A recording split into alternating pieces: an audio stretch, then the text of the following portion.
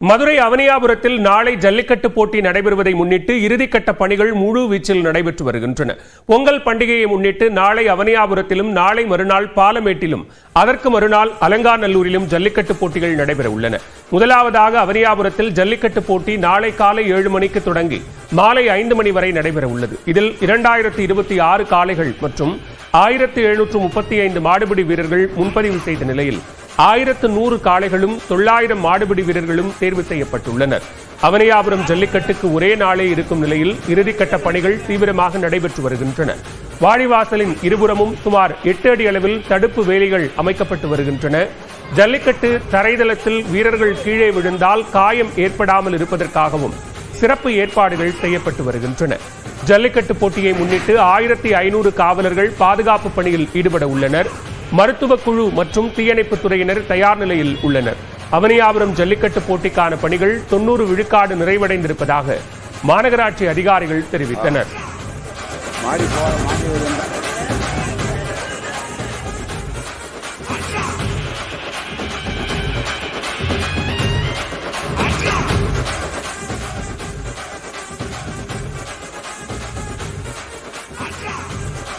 கிட்டத்தட்ட ஒரு வார காலமாக இங்கே பணிகளை பண்ணிட்டு இருக்கிறோம்.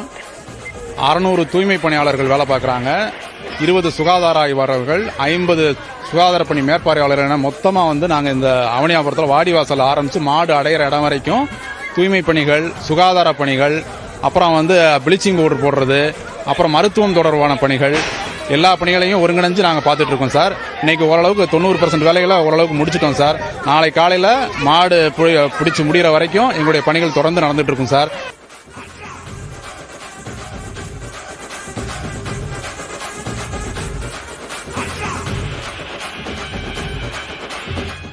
அவனியாபுரத்தில் ஜல்லிக்கட்டு நடைபெறும் இடத்திற்கு அருகே உள்ள திரைப்பட நடிகரும் எழுத்தாளருமான வேல ராமமூர்த்தி இல்லத்திற்கு செல்வதற்கு வழி இல்லாமல் தடுப்பு வேலி அமைக்கப்பட்டதால் அவரது குடும்பத்தினர் சிரமத்திற்கு ஆளாகியுள்ளனர்.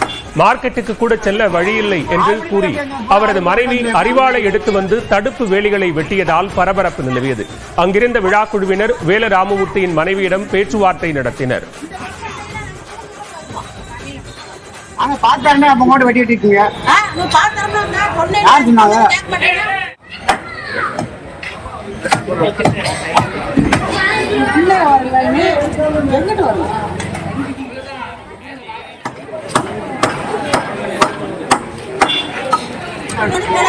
ஆறு மணிக்கு எப்படி போற ஆளுக்கு உள்ள வந்துடும். எப்படி ஆளு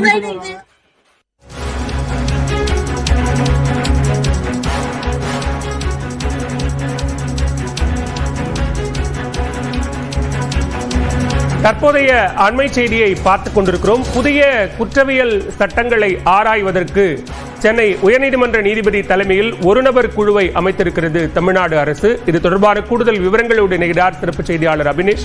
அபினேஷ், விவரங்கள். புதிய குற்றவியல் சட்டங்கள் தொடர்பாக பொதுமக்கள் அடுத்த 15 நாட்களுக்கு தங்களுடைய கருத்துக்களை தெரிவிக்கலாம் எனவும் அதற்கான அதை ஆராய்வதற்கான ஒரு நபர் குழுவை தமிழ்நாடு அரசு அமைத்திருக்கிறது. இந்த புதிய குற்றவியல் சட்டங்களை ஆராய்வதற்காக ஓய்வு பெற்ற சென்னை உயர்நீதிமன்ற நீதிபதி எம் சத்யநாராயணன் தலைமையில இந்த ஒரு நபர் குழு அமைக்கப்பட்டிருக்கிறது.